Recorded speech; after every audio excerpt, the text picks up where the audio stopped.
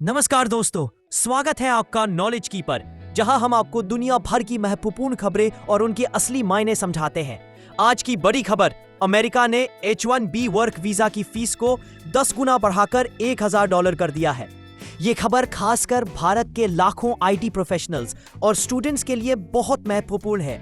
तो चलिए समझते हैं ये फैसला क्या है, भारत की प्रतिक्रिया क्या रही और इसका असर आप पर कैसे पड़ सकता है।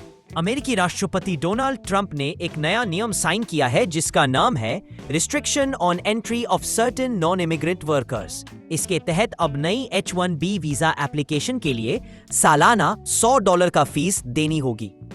ध्यान देने वाली बात है कि ये फीस सिर्फ नई एप्लीकेशन पर लागू होगी। जो लोग पहले से H1B वीजा पर है या रिन्यू करवा रहे हैं, उन्हें फिलहाल चिंता करने की जरूरत नहीं है।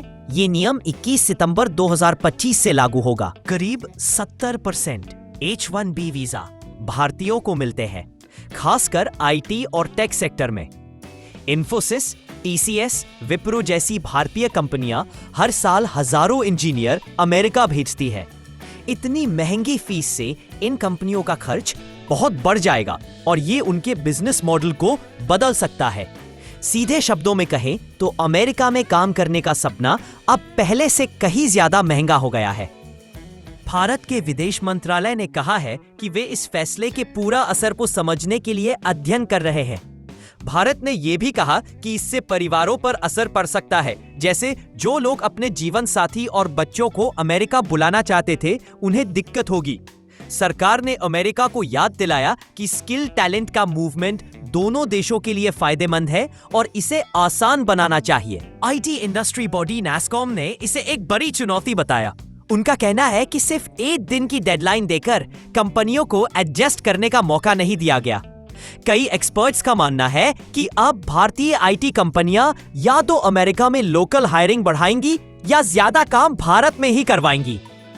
भारत के विपक्षी दल सरकार को घेर रहे हैं और कह रहे हैं कि सरकार को पहले से दबाव डालना चाहिए था। सोशल मीडिया पर लोग हैरान हैं और कह रहे हैं कि अब अमेरिका जाकर काम करना मुश्किल हो गया है। लेकिन कुछ लोग इसे भारत के लिए एक अवसर भी मान रहे हैं। जैसे पूर्व नीति आयोग CEO अमिताभ कांत ने कहा कि ये भारत का फायदा हो सकता है, क्योंकि अब टॉप टैलेंट यही रहकर भारतीय इकोनॉमी और स्टार्टअप्स को मजबूत कर सकता है। छोटे समय में तो कंपनियों में कंफ्यूजन और प्रोजेक्ट डिले देखने को मिल सकते हैं। मध्यम समय में कंपनियां भारत में ही ज्यादा टीम बनाएंगी ताकि खर्च कम हो। लंबे समय में ये भारत को एक बड़ा टेक हब बनाने का मौका भी दे सकता है। तो दोस्तों, आप क्या सोचते हैं? क्या ये फैसला भारतीयों के लिए अमेरिका जाने का सपना तोड़ देगा या ये भारत की टेक इंडस्ट्री को और मजबूत बनाएगा? कमेंट में अपनी राय लिखिए। अगर आपको ये वीडियो पसंद आया तो इसे लाइक और शेयर करें और नॉलेज की को सब्सक्राइब करना बिल्कुल न भूलें। हम लाते रहेंगे आपके लिए ऐसी ही जानकारी जो आपके नॉलेज की को खोलेगी। धन्यवाद।